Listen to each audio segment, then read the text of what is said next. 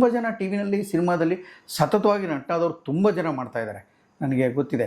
ಅದೇ ಥರ IAS IPS KS ಆಮೇಲೆ ರಂಗಭೂಮಿ ರೆಪರ್ಟ್ರಿಗಳಲ್ಲಿ ಆ್ಯಕ್ಟ್ ಮಾಡ್ತಾಯಿದ್ದಾರೆ. ರಂಗಾಯಣ NSDಯಿಂದ ಹಿಡಿದು ಅನೇಕ ದೊಡ್ಡ ದೊಡ್ಡ ರೆಪರ್ಟ್ರಿಗಳಲ್ಲಿ ನಟನಾದವರು ಸಂಜೆ ಹೊತ್ತು ಬಂದು ಕಲಿತು ಸಂಜೆ 5 ಗಂಟೆಯಿಂದ ರಾತ್ರಿ 9 ಗಂಟೆವರೆಗೂ ಇಲ್ಲೇನು ಟ್ರೈನಿಂಗ್ ಇದೆಯಲ್ಲ ಈ ಟ್ರೈನಿಂಗ್ನ ಪೂರ್ಣ ಉಪಯೋಗ ಪಡಿಸ್ಕೊತಾ ಇದ್ದಾರೆ. ಈ ವರ್ಷದ ಹೊಸ ಬ್ಯಾಚು 12ನೇ ತಾರೀಕಿಂದ ಶುರುವಾಗ್ತಾ ಇದೆ. ಅದೊಂದು ದೊಡ್ಡ ಸಂತೋಷ ನಮಗೆ. ಮತ್ತೆ ಹುಡುಗರುಗಳು ಬರ್ತಾ ಇದ್ದಾರೆ, ಹುಡುಗಿಗಳು ಕಲಿತಾ ಇದ್ದಾರೆ ಅಂತ. ವಾರಾಂತ್ಯದಲ್ಲಿ ಮಕ್ಕಳು ಕಲಿತಾ ಇದ್ದಾರೆ.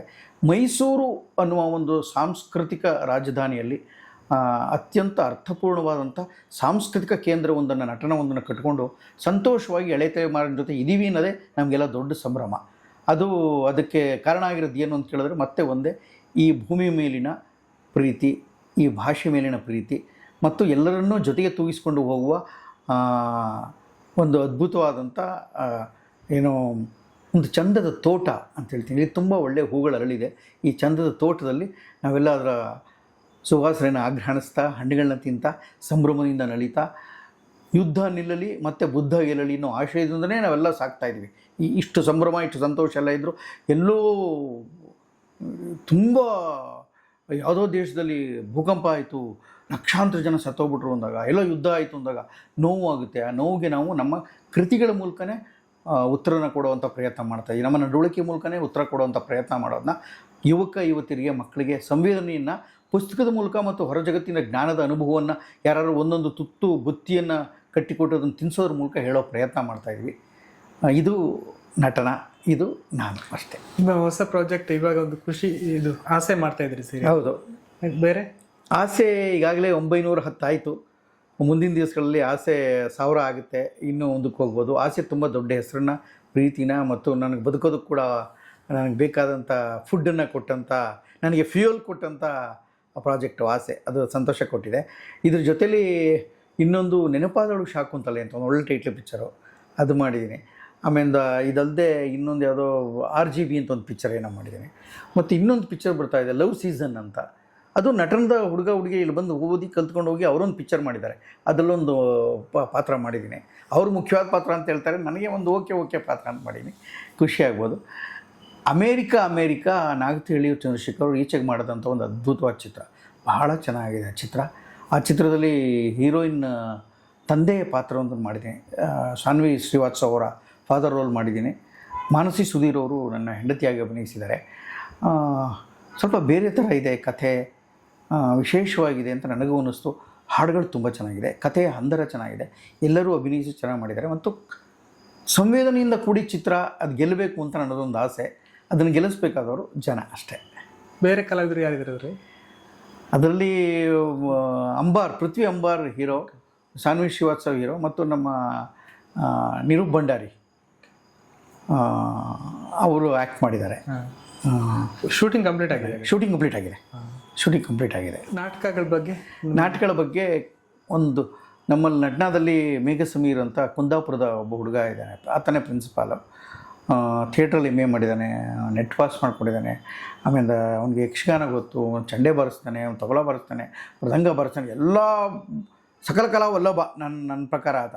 ಅವರು ಒಂದು ಹೊಸ ನಾಟಕವನ್ನು ಕೂಡ ಬರೆದಿದ್ದಾನೆ, ಚೆಕ್ ಪೋಸ್ಟ್ ನಂಬರ್ 840 ಅಂತ.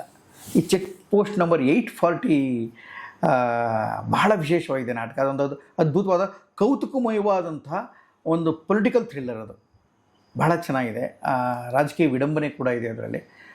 ನಮ್ಮಲ್ಲಿ ಹೇಗೆ ಒಂದು ಚೆಕ್ ಪೋಸ್ಟ್ನಲ್ಲಿ ಪೂರ್ಣಚಂದ್ರ ತೇಜಸ್ವಿ ನಾಟಕ ಟೈಟ್ಲ್, ಹೌದು, ಆ ಥರ ಇದೆ.